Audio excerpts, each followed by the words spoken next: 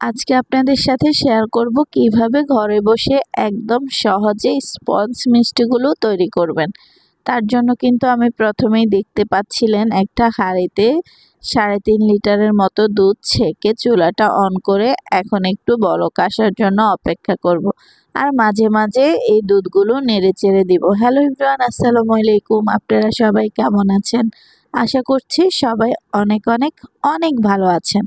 আর দুধটা যখন বলক আসতে শুরু করবে, আমি আগে থেকে একটা বাটিতে লেবুর রস চিপে রেখেছিলাম। ওখান থেকে অর্ধেকটা লেবুর রস দিয়ে সামান্য একটুখানি নেড়েচেড়ে এরপরে কিন্তু বাকি লেবুর রসটাও দিয়ে দিব।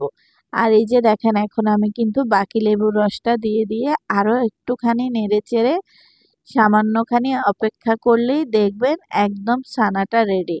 এরপরে কিন্তু আমি একটা বাটির উপরে সাদা একটা কাপড় বিছিয়ে নিয়েছি।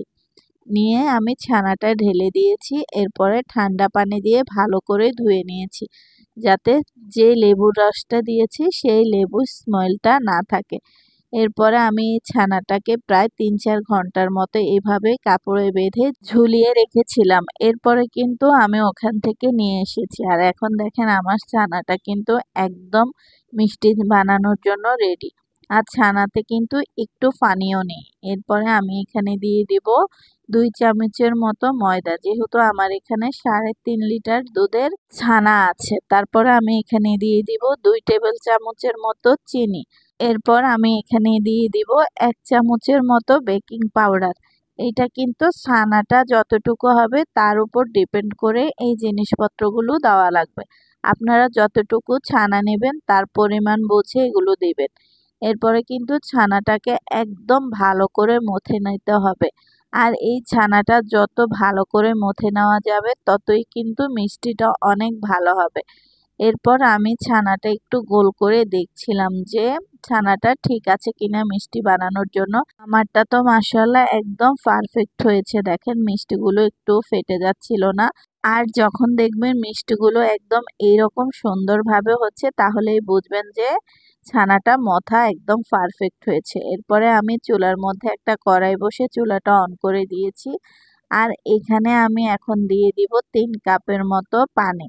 3 কাপ পানি দেওয়া হয়ে গেলে কিন্তু আমি এখানে দিয়ে দিচ্ছি কয়েকটা এলাচ। এলাচগুলো কিন্তু আমি আগে থেকে একটু ফেটিয়ে নিয়েছি। আর দিয়ে দিয়েছি কয়েক টুকরো তেজপাতা। তেজপাতাগুলো দেওয়া হয়ে গেলে এখানে আমি ভরে ভরে 2 বাটির মতো চিনি দিয়েছি। যেহেতু আমি এখানে 3 কাপ পানি দিয়েছি, সেজন্য 2 বাটির মতো চিনি দিয়েছি। এরপরে যখন চিনির শিরাটা একদম ফুটে উঠবে, তখনই কিন্তু আমি এখানে একে একে সবগুলো মিষ্টি দিয়ে দিচ্ছি। একটা একটা করেই কিন্তু মিষ্টিগুলো দিতে হবে। একসাথে সবগুলো মিষ্টি দিতে গেলে কিন্তু মিষ্টিগুলো ভেঙে যাওয়ার সম্ভাবনা থাকে। আর দেখেন কিছুক্ষণ পরে মাশাআল্লাহ মিষ্টিগুলো ফুলে ডাবল হয়ে গেছে। আর এখন কিন্তু আমি আর ঢাকা উঠাবো না। একবার শুধু উঠিয়ে হালকা করে একটু কড়াইটায় ধরে মিষ্টিগুলো দুলিয়ে দিব। খুন্তি হাতা দিয়ে কিন্তু একদম নাড়াচাড়া করা যাবে না। এরপরে 15 থেকে 20 মিনিট চুলার উপরে এই আঁচে রাখলে আমার স্পঞ্জ মিষ্টি রেডি। এরপরে আমি সারা রাত্রে মিষ্টিটা নর্মাল ফ্রিজে রেখে দিয়েছিলাম।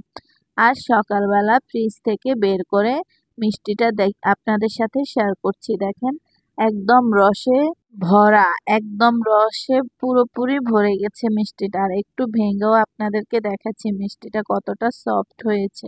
আপনারা চাইলে আমার রেসিপিটা ফলো করে একবার এভাবে স্পঞ্জ মিষ্টিটা বানাতে পারেন, অনেক ভালো হয়। এরপরে দেখেন আমি আমার আব্বাজানকে দিয়ে দিয়েছি। আমার আব্বাজান খেতে অনেক পছন্দ করে মিষ্টি। আর আপনাদের যদি আমার ভিডিওটা ভালো লেগে থাকে তাহলে প্লিজ আমার ফেসবুক পেজটা ফলো করে যাবেন। আর যারা ইউটিউব চ্যানেল থেকে দেখছেন তারা ইউটিউব চ্যানেলটা সাবস্ক্রাইব করে আমার পাশে থাকবেন। আল্লাহ হাফেজ।